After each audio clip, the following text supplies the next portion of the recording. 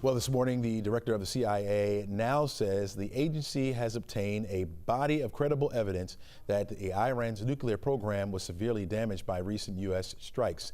This is also being backed by an Iranian official, and this runs counter to the earlier intelligence assessment, which said Iran's nuclear program was only set back by months. Now that the U.S. has joined in with the latest strikes to Iran, the focus on the armed forces has been sharpened, and many wonder what military moves are still to come. Here now is retired U.S. Lieutenant General William B. Caldwell IV, who has also been serving as the president of Georgia Military College. Welcome to the show, my friend.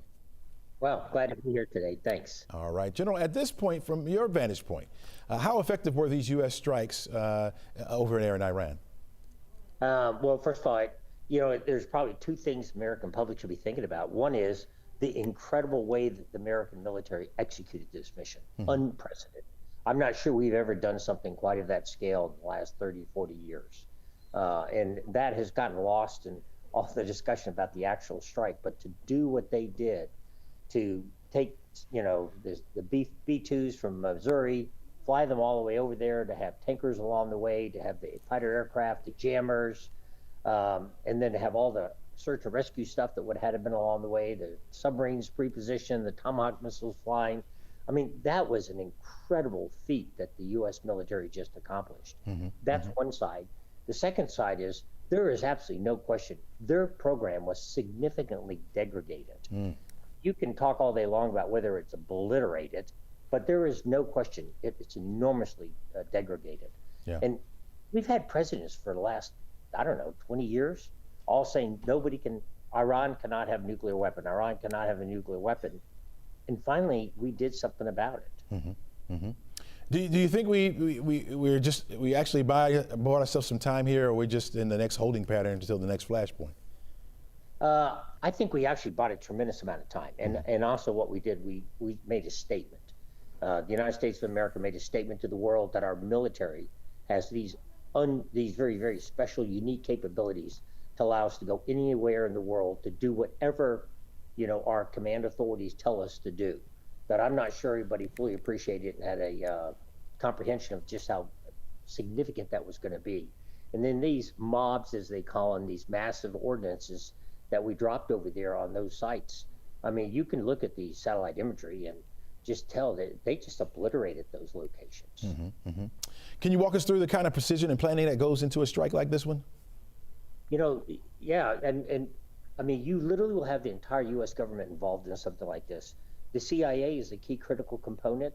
They will be doing things. You're going to have everybody who deals with anything with cyber is going to be involved in this kind of thing that's out there. You're going to have all kinds of forces that will be pre-positioned all over the place ahead of time. When they flew over Iran and dropped those bombs, you could be absolutely assured. And again, I don't have firsthand knowledge, but I've been in enough military operations in my 37 years, going, Desert Shield, SORM, Just Cause, Haiti, Iraq, Iran, Afghanistan. That I can tell you, they had forces pre-positioned already in different parts over there, ready to react and respond and to assist and help. They were already getting ready for any possible retaliations that might have occurred and what they would have done. I mean, this was an enormously well-planned, well-executed, synchronized operation beyond, and it's unfortunate the American public's not really being shared all those unique details, because all you're really seeing is a bunch of planes flew over and a bunch of planes came back, and it's far, far more greater than that, because to know where to drop those bombs with the precision that they dropped them took an enormous amount of intelligence. We've seen how the U.S. military is working to win the battle, but what's the role in peace in this particular region? Well, let me tell you, the one thing I have liked about this president, and I have two children serving today in the armed forces, and a third one about to go in 2 weeks. So I, as a parent, have a real vested interest in what's going on. And I was incredibly thankful that our nation decided to do a very precise attack and not spread this thing. And I was pleased.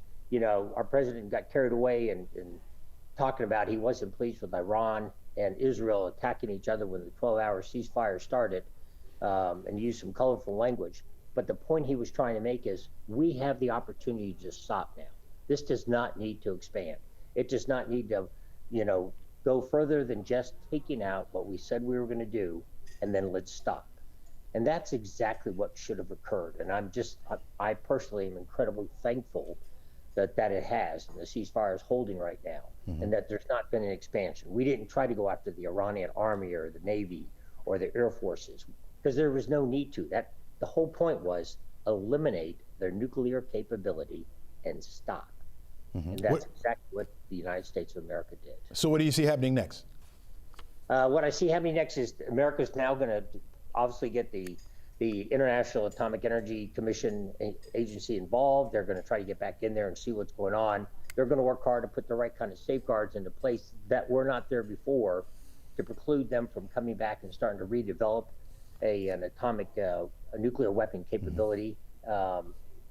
And I see sanctions now being levied in the future if they're picking up things that are starting to occur. All you had to do was watch what happened at NATO the last 2 days, the NATO summit that just occurred. Unprecedented that they all agreed to go to 5% spending of their GDPs on their militaries. That's been talked about again ever since I've been in the armed forces and beyond. And it's never, ever happened. And yesterday they agreed to it. And I think it's because they're all starting to realize that the militaries of these nations need to be just strong enough to, deter any kind of aggression and ensure that others are not building a capability to be aggressive against them. Gotcha. All right, General Caldwell, thanks so much for joining us. Thanks for your insight today. Well, thank you so much for having me. I appreciate it. All right, take care.